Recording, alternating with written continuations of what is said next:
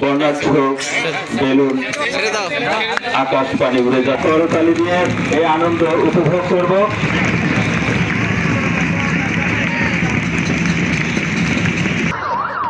শেষ হলো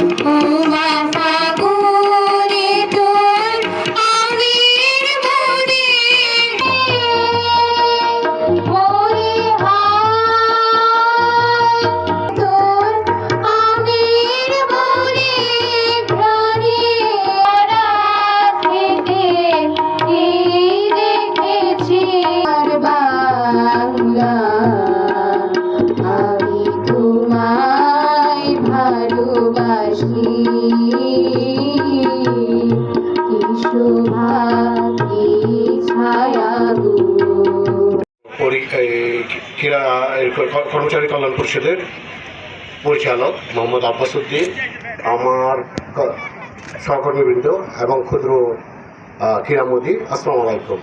পড়াশোনার পাশাপাশি আপনারা ক্রীড়ার সাথে সংযুক্ত হয়েছেন, এই জন্য আমি অত্যন্ত খুশি হয়েছি। আপনাদেরকে শুধু পড়াশোনা করলেই হবে না, সাথে সাথে ক্রীড়ার সাথে সংযুক্ত হতে হবে।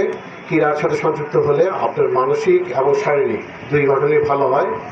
খেলার সাথে সাথে পড়াশোনার পাশাপাশি যদি খেলে আপনি অনেক সময় আপনার উত্থান পতন থাকবে, যখন পতন থাকবে সেই ক্ষেত্রে আপনি ভুলে চলবে না, আপনাকে আবার উঠে দাঁড়াতে হবে। খেলার মাধ্যমে যেমন আপনি পড়ে গেলে উঠে দাঁড়ান, একবার পরাজিত হলে আবার উঠে দাঁড়ান, উঠে দাঁড়িয়ে আবার খেলেন, পরবর্তীতে আবার যা লাভ করেন।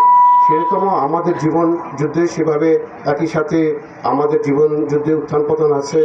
আমরা অনেক সময় পড়ে যাই, আবার আমাদের উঠে দাঁড়াতে হবে, আবার আমাদের শক্তি সঞ্চয় করতে হবে। শক্তি সঞ্চয় করে আমরা আবার সামনের দিকে যাব এবং যুদ্ধে হলে আমরা আবার জয় লাভ করবো। তো খেলা এবং পড়াশোনা দুটোই হলো পাশাপাশি করতে হবে। আমরা মনে করি শুধু পড়াশোনা করলে হবে না, খেলাধুলাও করতে হবে। খেলাধুলা আপনার মানসিক যে শক্তি অর্জন করতে পারে, একই সাথে আপনি শারীরিক শক্তি অর্জন করতে হবে।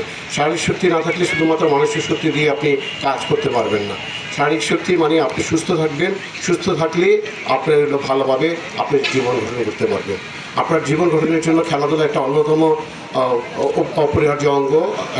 আপনি খেলাধুলার বাইরে অন্য কিছু আপনাকে খেলাধুলা করলে আপনি অন্য কিছু যে বাইরের যে সমস্ত খারাপ জিনিসগুলি আছে এগুলো থেকে অটোমেটিক আপনি দূরে থাকতে পারবেন। আর একই সাথেও আমরা আপনাদেরকে বলবো, যারা এখানে প্রতিযোগিতায় যারা অংশগ্রহণ করবেন তাদেরকে, যারা অংশগ্রহণের যোগ্যতা অর্জন করছেন সবাইকে আমি ধন্যবাদ জানাই, এবং যারা আয়োজন করছেন তাদেরকে ধন্যবাদ জানাই।